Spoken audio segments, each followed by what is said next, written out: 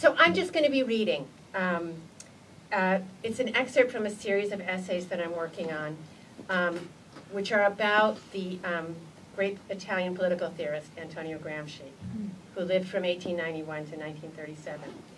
And a lot has been written about him, but I'm particularly interested in looking at him through the lens of disability, because his disability either gets overlooked or gets sentimentalized. And I'm also interested in writing about, pardon the expression, the women in his life. My essays, I should say, are essays. They're not your usual essays. And this is an excerpt from one of them that's focused on food. And at this point, Gramsci is a political prisoner in fascist Italy, and his wife and 2 children are living in Moscow. And this is during the mid-30s, when there's been forced collectivization, which there's a reference to in this chapter about food, or section about food, and purge trials and the imprisonment in the Gulag is going on. Let us imagine them in a 3rd-floor flat, 6 flats to a floor. The neighbor who shared the west wall, named Olga Markeva. Here's Yulka, that's his wife, now climbing the stairs, in her left hand a letter from her husband, a string bag slung over her shoulder. Now she's at the apartment door.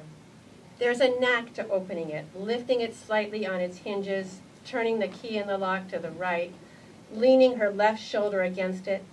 She sets the string bag containing 4 potatoes, 2 quite good, 2 rather moldy, a head of cabbage, and an onion on the oilcloth-covered kitchen table. While she heads down the hallway to use the toilet, let us examine these potatoes more closely. Do you think a potato is a thing which can only be explained in the following manner? A perennial plant belonging to the nightshade family, consisting of 78% water, 18% carbohydrates, containing iron, potassium, vitamin B6, vitamin C. Yes, it is such a thing, but it is not only such a thing. It is also history made flesh. The genealogy of this potato is far more important on the world historical stage than that of Tsar Nicholas II. Millennia ago, a starving woman in the Andes was grubbing in the dirt and discovered that this tuber could be eaten. How many generations passed before someone discovered that the eyes could be cut out and new plants propagated? How many more before the ancient agronomists of the Incas cultivated, through deliberate pollination, thousands of varieties, orange and purple and yellow and white, ones that could be dried and stored, ones that could be fed to livestock? The Spanish conquerors returned to Europe, bringing in the holds of their ships gold and Inca women who were invariably described as princesses, and feathers from magnificent tropical birds, dead reptiles, and dried herbs and potatoes. The potato was a delicacy eaten by nobles and the more daring among the merchant class. After a while, the rulers realized that this was a food that needed neither threshing nor milling. It was the most compliant of vegetables, placid, hiding itself in the earth, safe from locusts and hail and pests and the scorched earth practices of invading armies. For the good of her people, Catherine the Great issued decrees and edicts, forcing the peasantry to switch from their black breads and rye cakes to potatoes. Were the peasants placid and uncomplaining? Their priests declared that potatoes were sinful in that they were not mentioned in the Bible. The people objected to being forced to eat pig fodder, but eventually they knuckled under. Push them hard enough and they'll give in, Empress Catherine whispers in Comrade Stalin's ear. We might ask the history of these particular potatoes. Whose hands smoothed earth over their infant eyes? Who spaded them from the earth? What has happened to the rough hands of that woman? Better not to ask. Such questions will get you nowhere. Or rather, they will get you somewhere. To the basement of the Lubyanka prison. Olga Markeva heard the slap of her neighbor's shoes as they ran down the stairs. Someone calling, "The butcher has meat!" and grabbed her string bag and raced after them, taking her place in the line, already snaking half a block past the butcher's? I suppose you imagine that the process goes something like this. The butcher says, "Half a kilo is the limit today." I'll take the half kilo.